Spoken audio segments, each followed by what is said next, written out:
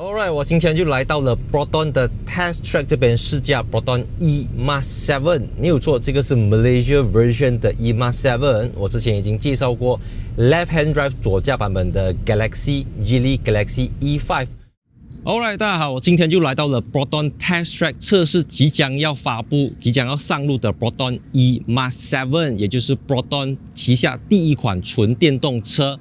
那我之前已经上传了一支我试驾从中国贵州贵阳开到来马来西亚的吉利银河 E5 Galaxy E5。那我也跟大家分享了在马来西亚公路上驾驶的体验。可是我今天来到这边试驾的 Proton E-Mas 7，就是 Malaysia version 马来西亚人会拿到的右舵版吉利银河 E5。那这次 Proton 也特别找来了这个 Proton E-Mas 7的市场对手，就是 BYD。Atto 3，然后我们也会 side by side， 就是 back to back 的去测试这两台车子，看哪一个车子比较优，哪一个车子比较劣。那另外这个 Proton E-Mas 7的预售价是从马币120千左右，然后它提供一个300多公里的续航版本跟400多公里的续航版本，两台都是 LFP 磷酸铁锂电池，就是吉利集团的新一代神盾短刀电池。但是我们今天这一集呢，受限于这个保密条款，我们只能够分享它的 interior 室内，还有它的 driving experience。关于它的 exterior 车身外观、车头、车尾，我们暂时不允许分享，所以要敬请大家留意我的频道。等到我可以发布的时候，我再 post 给大家看。所以事不宜迟，我们就上去试驾 Proton E-Mas 7，Let's go！ 隐藏式的车门手把，我们先来看一下 Proton E-Mas 7的 interior 室内设计。因为今天这集我也只可以讲它的 interior， 我不可以分享它的 exterior。所以这台Proton E-Mas 7就跟我之前看过的吉利银河 E5 几乎是一样的东西，荧幕尺寸、speakers 的这个数量，还有电子仪表板都是一样的东西。当然，中国的就是纯中文，马来西亚的就会给你英文，然后整个界面等等都是有 Spotify、Apple CarPlay、Android 都我没有看到啦，在这边。这可能过后会有，然后它有自己的一个内建的地图，导航地图。其实它跟那个Smart #1的 system 很像啦，就是觉得还有进步空间啊，这东西不是最 perfect 啦 ，but forget about it。就是荧幕是15.4寸，然后它给你一个电子仪表板，可以给你看你的 TPMS、胎压监视仪器、时速表等等，就不会像 Tesla 这样子，你所有东西都要透过这边来看。所以你可以看这边，也可以看这边，还给你一个 HUD 抬头显示仪。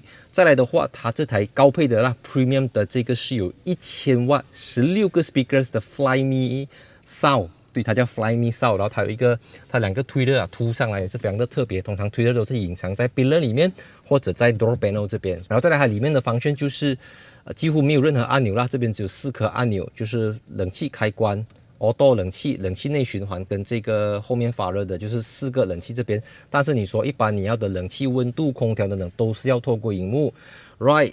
我知道很多人会讲所有东西都碰到荧幕啦，荧幕坏掉怎样啦？你手机敲到你也是不能用啊，你懂我讲吗？所以我个人不会 anti 这个东西啦，因为我是as a Tesla owner， 我用小鹏的时候我也不会 complain， 我用很多电动车都不会 complain， 因为对一个汽车品牌它要造车的时候对成本各方面等等，而且我觉得这个东西它真的不是一个。它不是 rocket science 来的嘛，你用你习惯就可以了的。我觉得你一直讲它很难用，它就很难用哦。可是 once 你一 get used to it， 它就不成为问题。As long as 它是 shortcut key。shortcut key 就是讲，不管我现在在哪一个界面，我眼睛一看下去，我就能够看到风扇大小跟冷气的温度，而不需要我们担心的是你要一直 swipe 进去里面。至少在这个地方，我觉得它还是比较user friendly 的啦。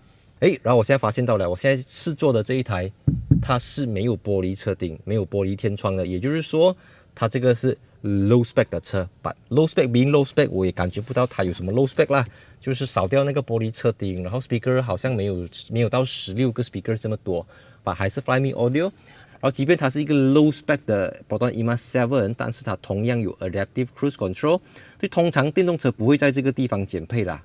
一些硬体方面会减，但是这些 software 不会有额外的成本啦，我觉得不会有啦。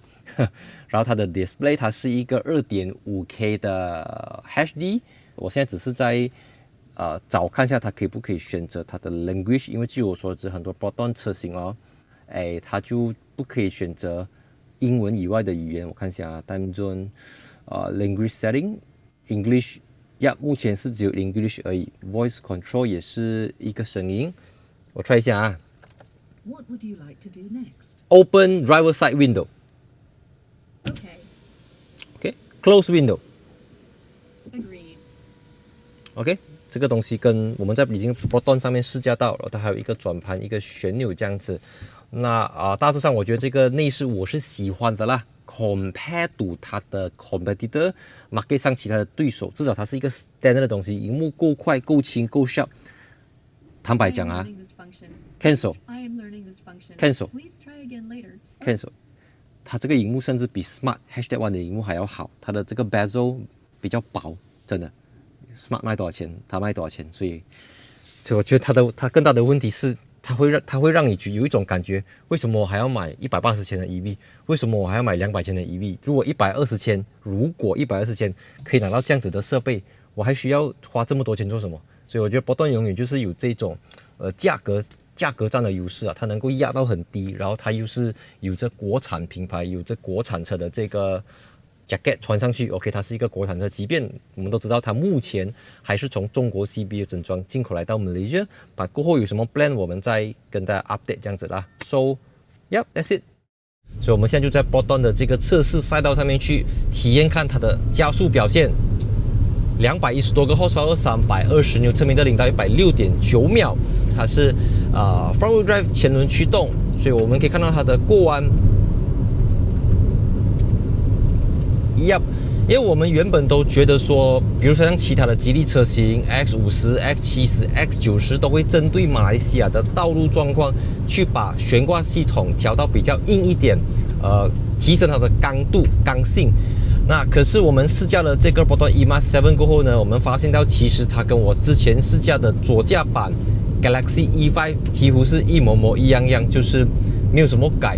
所以 Galaxy E5 的这个悬挂就是偏向舒服的设定，它比较 soft， 所以当你在过弯的时候，它的整个方向盘、转向力度等等，它都是偏舒服。当然，它提供给你3个驾驶模式，你有 Eco、Comfort 跟 Sport。然后我们现在去到 Sport 的模式。然后 Energy Recovery 你可以去调整，然后它的 Power Steering 你可以去根据这个驾驶模式调整，就跟 Galaxy E5 一样啦，所以你也可以主动给它调整去到 Sport。所以我现在在 Sport 的驾驶模式跟 Sport 的方向盘，我们看一下会不会比较好加速。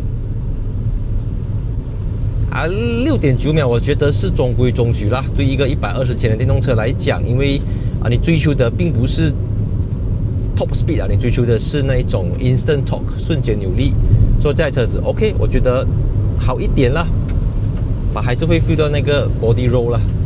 那因为这台车子还是处于一个测试阶段，所以我们只可以在这个 track 快圈走2圈啦。那现在我们就要进去这个小路这边看看它的比较 intense 比较激烈的超驾下，它的表现是怎样。You can try speed 50 to 70. 50 to 70啊 ，OK， 加速。哇，那个 understeer 的感觉很明显。虽然电动车电池在底部重心都偏低了，但是你还是会 feel 到好像玩不过那种感觉啊。But that's normal 啦，Hyundai Kona 也是这样子。Let's go。OK。OK，Yep， 可是车子是很有力啦，你一出 corner 的时候，瞬间扭力嘛，它不会有那一种要 downshift 要等直接就来。只是其实还蛮好玩的，因为有时候你要做一些比较戏剧性的动作，你必须要有足够的动力才可以给你去完成。然后如果可能地上湿一点、滑一点，是很容易飘起来的啦。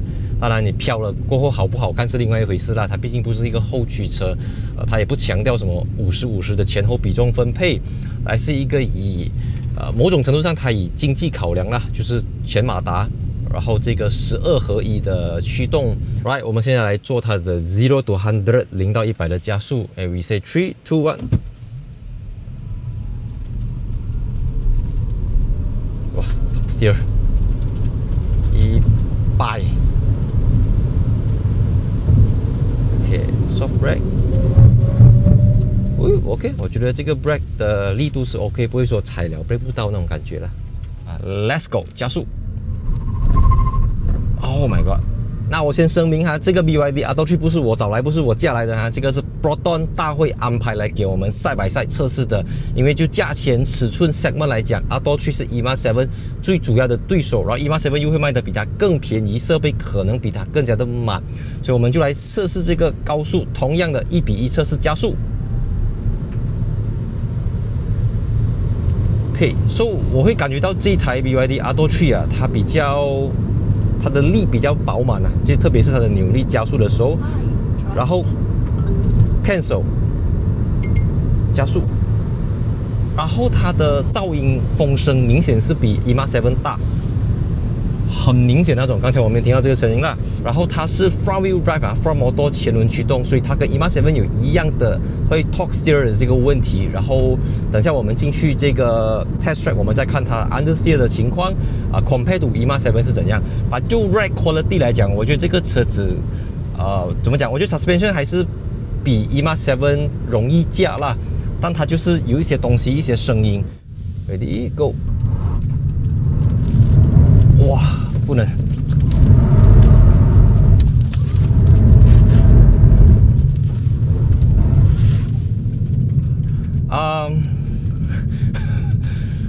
怎么形容呢？可能它回神的时候，它回来的时候比较难抓一下，所以你讲各有千秋，这个真的就非常取决于你的审美啊。因为就像我之前介绍Atto 3的时候，我有说过这个中控台啊，虽然说它的这个荧幕是可以转，你只要一个 button 它可以转这个东西是别人没有的啦，但是要转我也不知道啦，总之就是它很厉害，它可以转。所以我们下一个环节就是进行这个0 to 100 0到100的测试。那刚刚那个 Proton EMA7 它0到100官方数据是 6.9 秒，我们就用 BYD 的 acceleration timer 来看看它的0到100，它自己帮我算的，我不用算了。来， OK， 来 3 2 1 go。OK，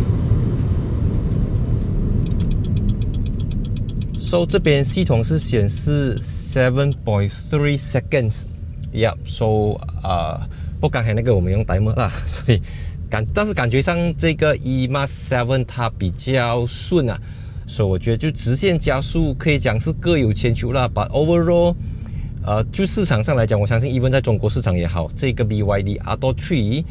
它发布的时间跟吉利银河 E5， 肯定吉利银河 E5 是比较新的车款，然后它也针对了对手们的一些弱点，来去怎么讲，就针对性的去打造啦。所以我觉得这个 Atto 3跟 Proton EMA7 它会是市场上很有趣的两台车子。那至于因为今天只是一个，你知道吗？今天只是一个非常快速的带过，那真的是要等到上到马路上面才能够去试驾看看到底 EMA7 跟 BYD Atto 3之间的差别是怎样子。所以有什么东西我们再继续留言，或者你是 BYD Atto 3的车主也欢迎留言，看看有什么东西是我们在 spec sheet 里面看不到的。Let's go。OK。Parking. Yes. Alright. Thank you. I am learning this function. Please try again later.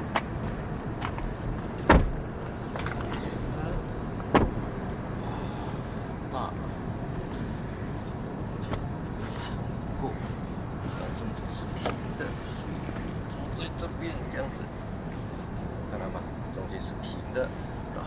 这边呢，这个地方，然后这边下来，OK， 非常的大，我觉得这个空间可以用。这边两个冷气出风口，Type C 的接口，看，真的是非常方便。大，有移动，也 OK。Right， 离车顶。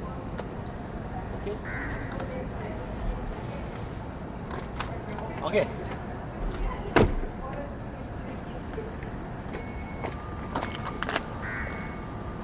How may I help you? Close all window. I am learning this function. Please try again later.